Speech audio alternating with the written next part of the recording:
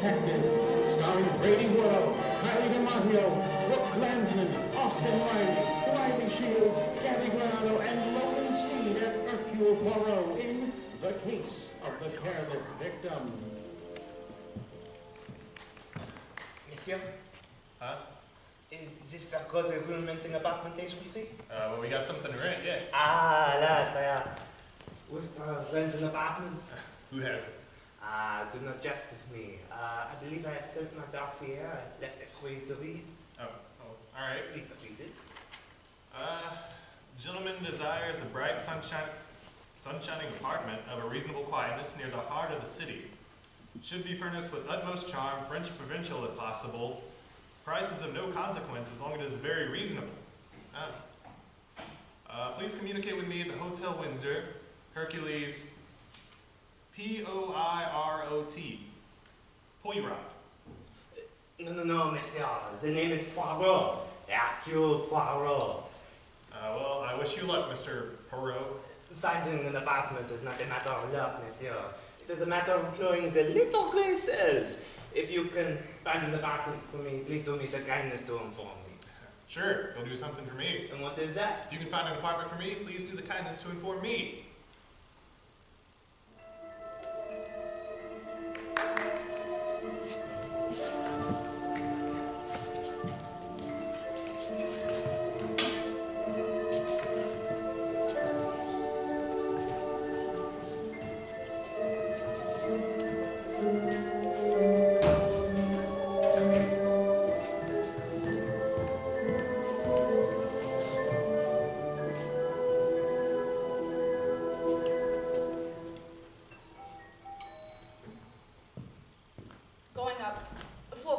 Number 5. You are new here, no? Oh, yes, sir. It just started yesterday. Say, you're Mr. Poirot, aren't you? Poirot. Well, Mr. Poirot, one of the boys pointed you out.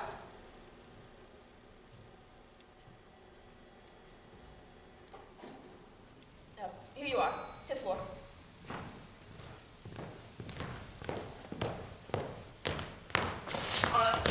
Thousand apologies, madame. Not at all. It's entirely my fault. Mademoiselle is trouble. Perhaps I may be of some assistance. No, well, if you're sure you don't mind. But of course not. You see, it's my door. It won't open. And where is this obstinate door? Right down the corridor, room 515. If I may have the key. But that's just it. The door isn't locked. I left it open not even 10 minutes ago. Indeed, madame is very trusting. Well, here we are. You see, it's stuck. It won't budge. It's not quite stuck, madame. It gives a pleasure. The door is barricaded. Oh, my goodness. 1, 2, 3. Voilà, she opens it. Thanks a million. Now, what do you suppose? Wait, mademoiselle. Perhaps it is better if I take a look first, eh? Alas, it is as I feared. What is it? You do not know? Look. It's a man! Is he? Oui, madame. He has been strangled. This is murder.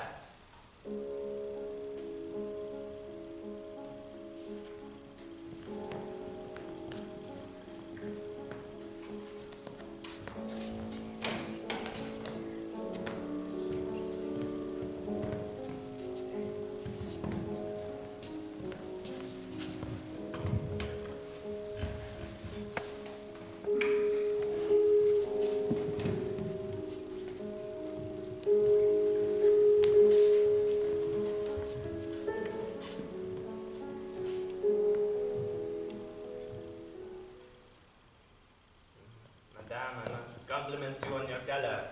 You did not even commence the flames for one who... I don't fall apart under crisis, if that's what you mean. And furthermore, I'm not madame, I'm mademoiselle, Miss Abigail Fletcher. By choice. Now, if you'll get this corpse out of here, I'd like to sit down. I am afraid I cannot do that, mademoiselle. The body must not be touched until the police arrive. Police? But of course, I'm calling them now. Hello? Hello? Ah, Inspector Stevens. It is I, Hercule Poirot. No, alas, I have not yet found an apartment, but I have found something of perhaps more curiosity. A corpse right here in my hotel, room number 515. Room number 5. Mademoiselle! What are you doing with the body? Nothing. I'm just trying to see his face. You will have time for that later. Pardon, Inspector. Room 515. Bien. We will expect you immediately. Bien, Miss Fletcher. Now that you have seen the face of this most unfortunate one, perhaps you can tell me who he is? I most certainly will not. Who do you think you are? Allow me to introduce myself. My name is Hercule Poirot, formerly chief of the Belgian Surrey. Yeah, that's what you say. Now look here, Mr. Poirot. I've read my fair share of detective novels, and none of them had anyone that looks anything like you. Now, if you'll excuse me, I'll let the police get here and let them ask the questions. Very good, mademoiselle. But I may wish to point out one thing to you. It is you the question, the police will question first. Me? But of course, you're the most likely suspect, no?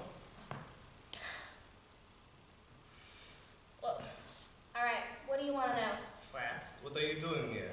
Well, I've lived here 10 solid years ever since I left Waskaskego, Maine. What do you do? What is your occupation? Well, I don't have an occupation. I've got a little income, and I like it here in New York. And the past few years, I've been doing war work, Red Cross, and things like that. You seem a trifle vague. Now about this man. Who is he? I don't know. I've never seen him before in my life. Mademoiselle, you must consider your answers with care. May I remind you that the man lies dead in your room? I can't help it. I don't know who he is or how he got here. I told you I was gone for 10 minutes. That may be, mademoiselle, but it does not help you, for this man has been dead for over an hour. How do you know?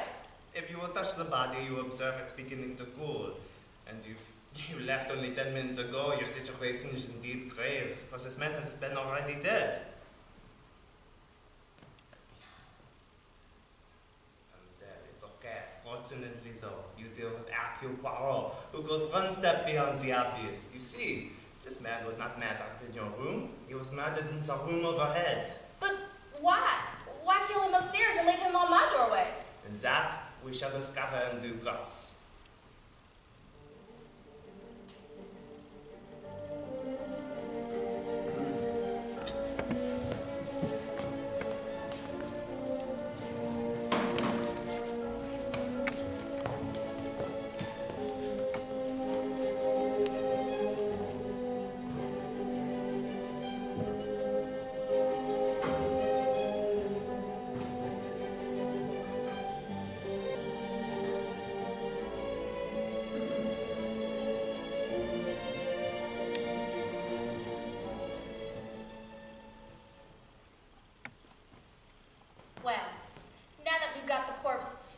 locked in my room and us promptly outside, what am I supposed to do? Sleep on the fire escape? I do not think that would be necessary, mademoiselle. We are going down to the lobby to wait for my friend Inspector Stevens. He will see that you are comfortably sheltered for the night. Oh. Well, tell me something, Detective. How did you know that the murder took place upstairs? Is it not apparent? Please discreetly go to the elevator. I look out of the window and observe the fire escapes, and what do I see? Everywhere, the dust reposes peacefully. Well, naturally, the help is too busy to polish fire escapes. Ah, yes, but on one pass, the one leading up from your window, all is disarranged. There is a broad, clear path through the dust, precisely the width of a human body. And since it only extends to the floor above, I know the body has been dragged down from room 615. Also on the corpse of the garment, across the trousers, the shoulders, and the left elbow, there is an unmistakable trace of rust. Ah, voila, the elevator, she arrives. Going down. Mademoiselle, could you be so kind to explain what took you so long in arriving? It's this old car. Goes in the fritz sometimes. Gamma on der Fritz. Out of order. Yeah, I got stuck up on the ninth. You've been on the 9th floor this time. Yeah, that's right. That is hard to believe, Why? because the indicator is pointing to the basement. That indicator. As soon as anything goes wrong around here, it flops. I do not believe that to be true of the indicator, but true of the too clever matter. When anything goes wrong, it flops.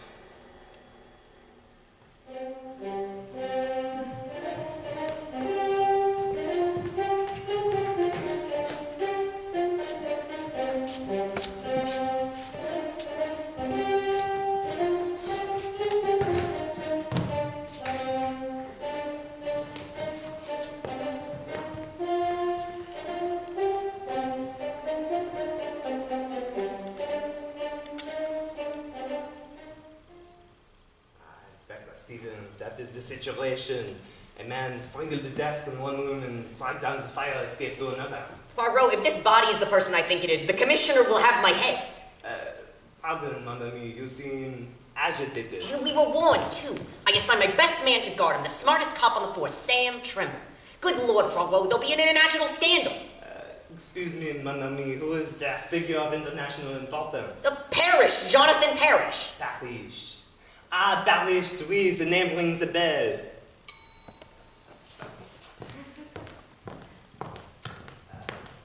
Number 5. He is a big financial expert, eh? Exactly. He's supposed to fly to Europe to get the new paper currency for the liberated countries. Checked in at the Windsor today, was supposed to pick up some papers, dyes, and inks, and hop on a bomber tonight. A great undertaking in one of your barbarians. And I was responsible for his safety. He's an eccentric sort of guy. No photographs, no publicity. Tremble was the only man who knew him at all, and Tremble failed. Do you see what this means, Poirot? I see only this, my friend. We have arrived as the first step in the... Please follow me.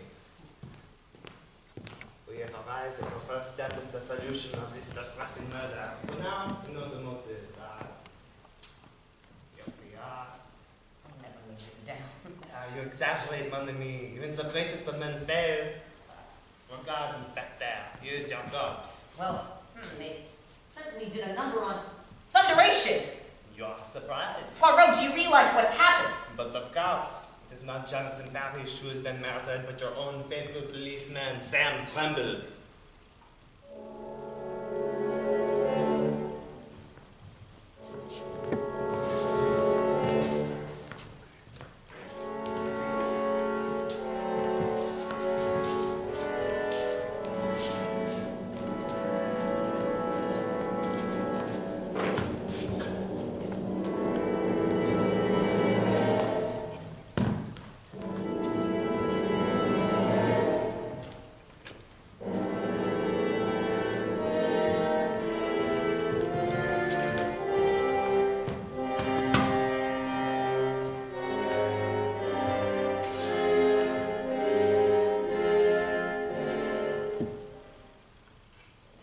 Poirot, that's not very funny. You knew the whole time. Pardon, monsieur, I knew nothing of the sort. You distinctly told me. No, Inspector, you told me. To me, the dead man was an unknown corpse. It could be anyone, but when you speak of two people, on one hand, one man who is a big financial currency expert, the other is a policeman. When employing the little gray cells, it is not too hard to figure out the man in the large high shoes and the plain suit is a policeman. You're right. I'm sorry. There is no time for profuse apologies. You're right. We've got to get to Parrish at once. He doesn't even realize his body knows not. Hello? Hello, operator. What room is Jonathan Parrish in? 615? Hold on. Poirot, that's the room directly above this one, where Tremble was killed. Precisely. Operator, let me talk to Parrish. I think that you will find the gentleman does not answer. Why not? Well, obviously, no one would go without reporting a murder. Of course, he too may. Good Lord, Poirot, do you think he'll be dead too? We know we received a warning from Hillary Kent. Pardon, I do not follow. I'm surprised. He's a criminal egomaniac. One who commits crime chiefly for the pleasure of baffling the police, eh? Exactly. Well, this Hillary Kent, or someone who calls himself Hillary Kent, is one of those guys. He's pulled off a few clever jobs and got away with them. No one really knows who he is, but whoever he is, he's got to get his thrill out of every job. So he makes it a rule to warn his victims. Me, I know well as the type, and Monsieur Parrish, I take it as receive such a warning. Exactly. Now you see why I assigned my best man. Bien, Inspector, but now we must hasten upstairs. Already it may be too late. I'll go too. I don't want to stay here with this body. You'll stay right there, Miss Fletcher, until I give you permission. Excuse me, Inspector. I am not particularly adverse to Miss Fletcher's company. If you do not mind, I find her very intriguing.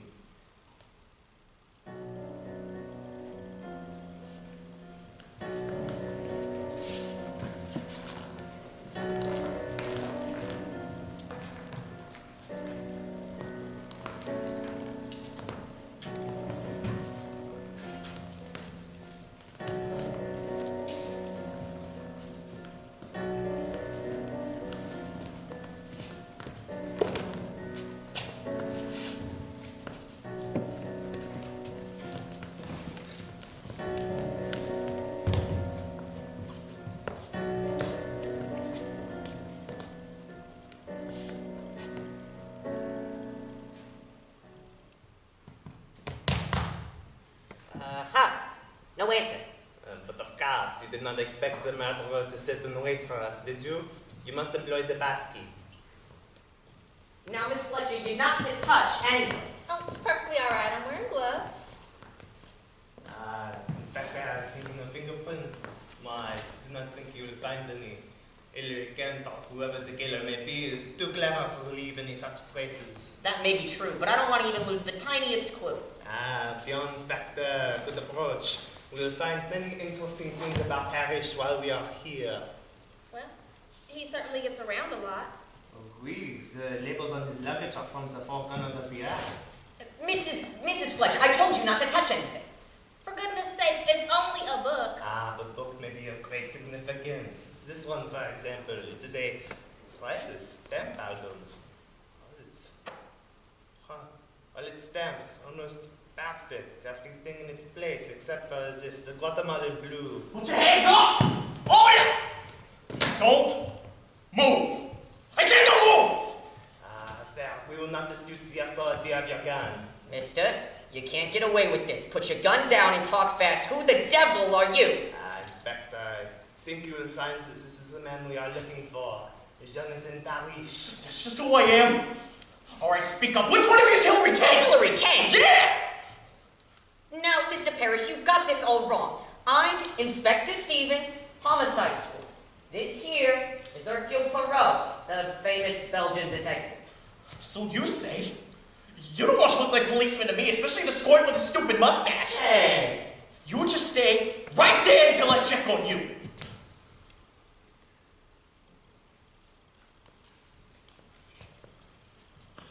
Alright, Mr. Parrish, now that you are satisfied as to our identities.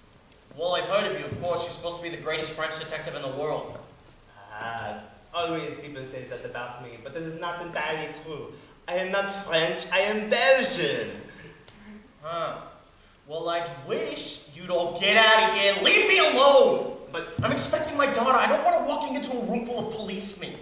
But monsieur, you are in grave danger. You must be protected at every moment. You giving me police protection. Not with a hoot. I beg That's what I said. Not with a hoot. I already have a detective, some person they assigned me to. Where is he? He is dead. What? died in this very room while protecting him. So if you do not object too violently, I shall under caution until you step upon your half lane. Alright, stay. Shouldn't be much longer anyways. I'm just expecting one more parcel to be delivered, then I'm off. Monsieur is taking with him much equipment. Yeah, quite a load. Most of it should actually fill up the laundry box over there. Oh. Miss! Don't eat that chocolate. It may be poisoned. Don't be silly. This candy isn't poisoned. I wouldn't be too sure. Supposedly it came from my daughter Laura. It was actually delivered here a few minutes ago. You think she did not send it? Well, she's supposed to come and see me. She's actually supposed to be here right now, in fact, so why would she send it? You are very shrewd, mon ami. Hey, Mr. Excuse me, I'll go. Hey, wait a minute, Jenny. Come back. What do you want? Nothing. I just wanted to make sure Mr. Parrish got his extra laundry box okay. Yeah, I received it. All right, excuse me. I just picked up a few last-minute things, special dyes and inks. It actually should fill up the rest of that laundry box I got. Now, if you'll excuse me, I have to go and finish packing.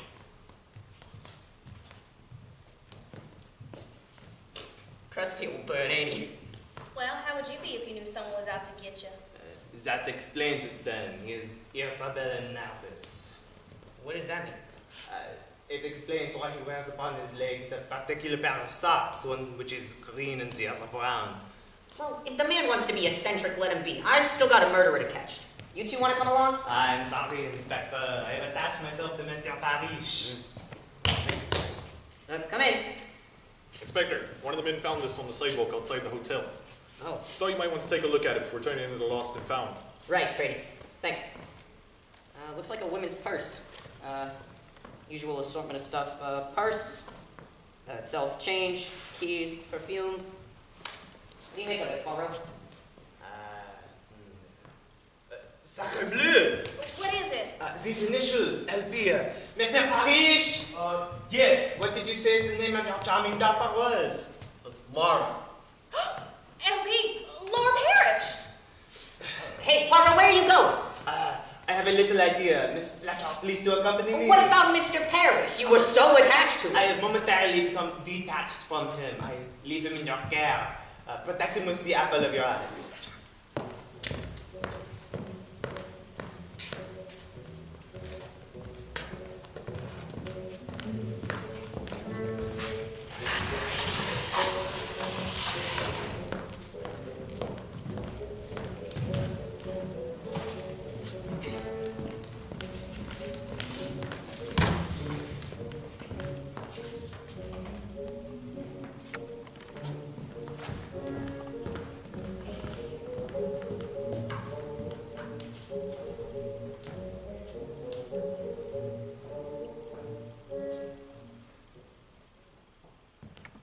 Come. It is not the first time you have left the elevator unattended, Miss Mademoiselle Jenny.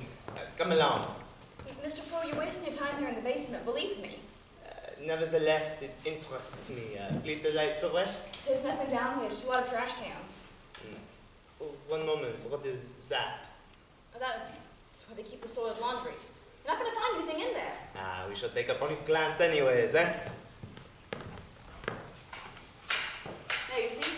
Nothing but a bunch of dirty sheets and pillowcases. Good gracious! What a laundry bill they must have. Bien, very good. Sacre bleu! A foot, a small foot! Holy cow! Look! This is what I have feared. It is still moving. Then we are not too late. Mademoiselle Jenny, please help me uncover her.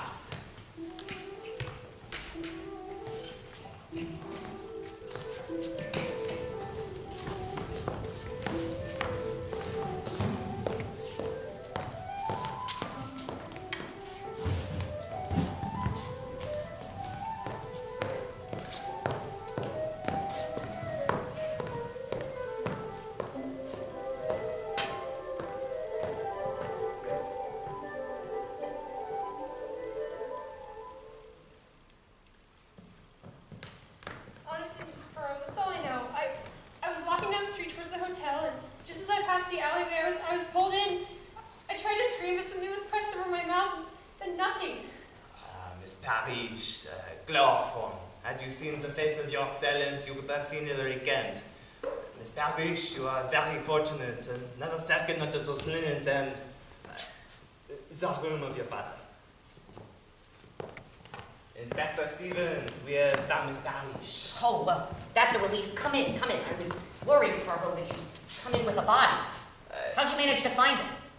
That is not important now. We have found her, but we seem to have lost the father. Oh, right. Laura, I'm so sorry. Your father's terribly upset about you, but his package was delivered and he had to rush off to the airport. Oh, no, don't tell me I missed him after all this. Ma petite, you have been neglected, eh?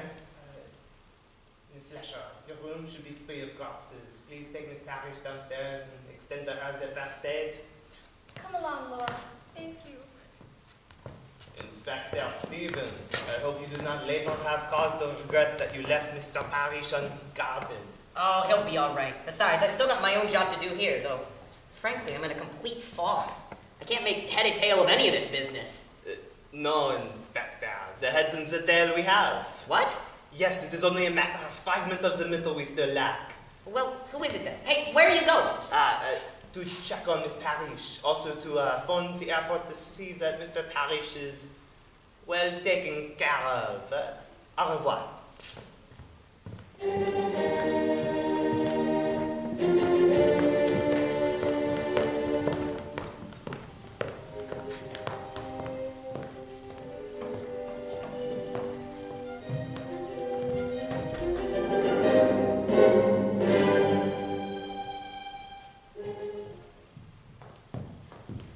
Mr. Poirot, where are you taking me now? I'd like to have Mr. some... Barat! Mr. Barat! Hello? Someone Careless? It's Jenny over there in that parked car. I've got a message for you from Inspector Stevens. He rushed off a minute ago. Inspector Stevens, what is it? He says Mr. Parrish has been seriously hurt in an automobile accident on North Salem Road. Mon Dieu, this has been a day. You're to get there as fast as you can. Here's the address. Okay, 52 North Salem Road. Mademoiselle Jenny, your duties for the day are over. Yeah? And that is your parked car over there. Yeah, why? It takes too long to call a taxi. I should hope upon your kindness. Miss Fletcher, please to follow. North Salem Road, right? No, the airport. What? But he isn't there. He's injured on North Salem Road. No, that is merely what we were intended to believe. Do you not believe me, Mademoiselle Jenny? It was merely a trick to keep us from the flying field. We must hurry. Already we may be too late.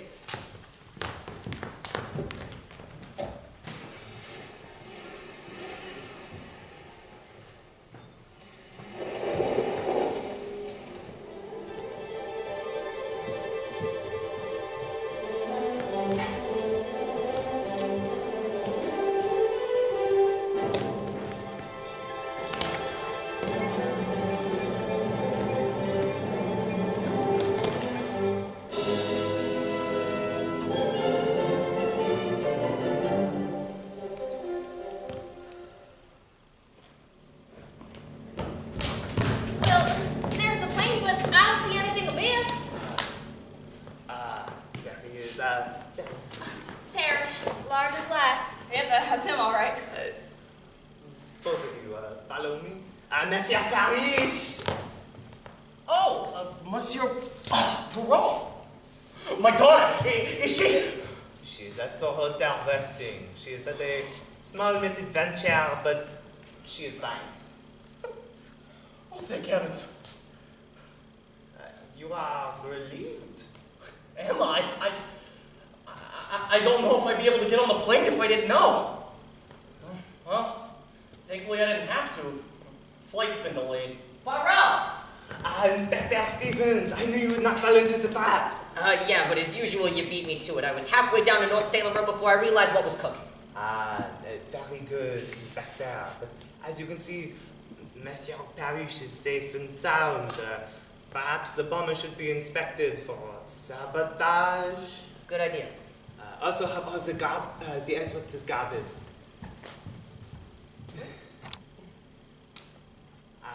Monsieur Parrish, your pilot, he arrives. We're ready now, Mr. Parrish. Thank you. This is all my luggage. Be especially careful with the wooden crate that I gave you, okay? Right, sir. Thank you. Wow.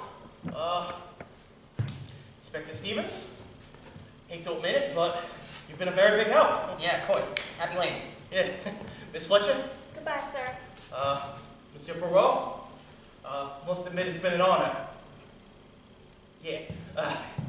It's only a shame I didn't get to see you break the case. But you have. I beg your pardon? The case, it is cracked wide open.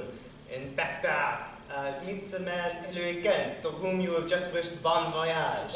Hillary Kane? You met Perrault? Good gracious, I thought he was Parrish. That wooden crate, which I have waited so long to see, is touched. Why not? Because that is what contains the body of Jonathan Parrish.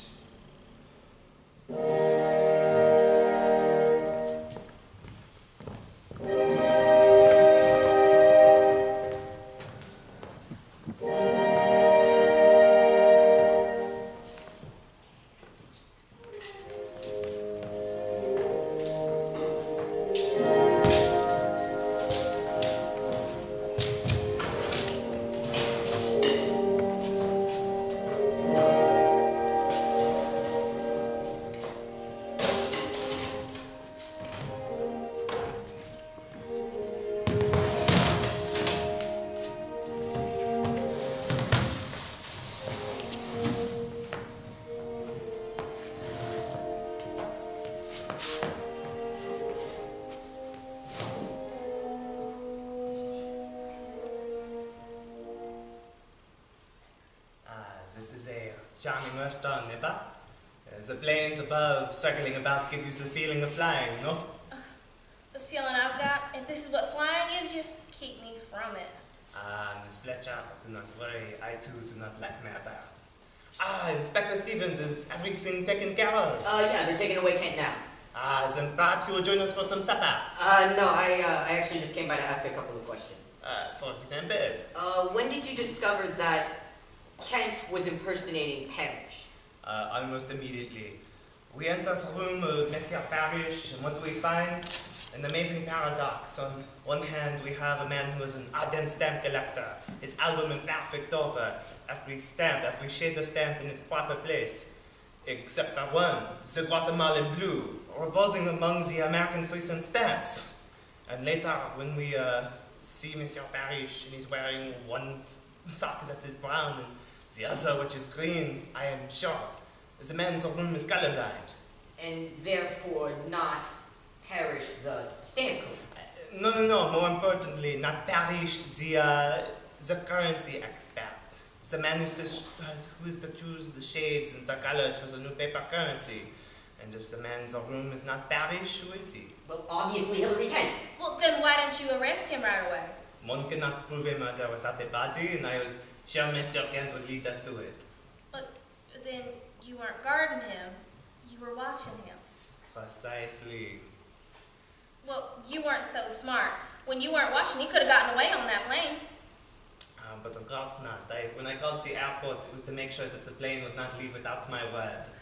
You know everything, don't you? Some things are obvious. We can suppose that Hillary Kent discovers the nature of the mission Monsieur Parrish is on.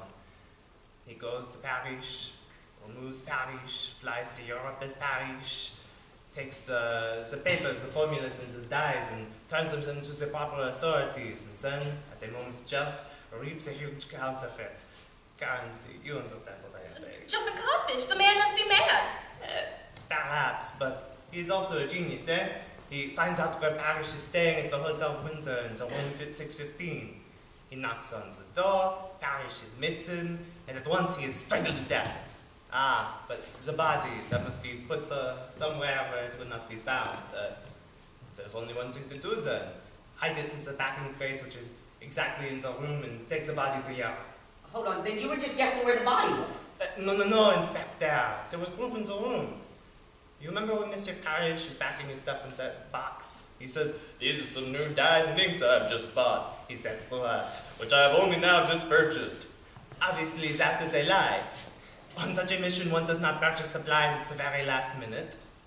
Therefore, I know the inks and the dyes have been removed from some other freighter box to make room for the body. Gracious, it's as plain as the nose on my face. What about Laura Parrish? Oh, I got that one. She calls up and goes, "Pop, I'm coming over." Well, he can't have that, otherwise the jig is up. So he goes into an alleyway and eliminates him.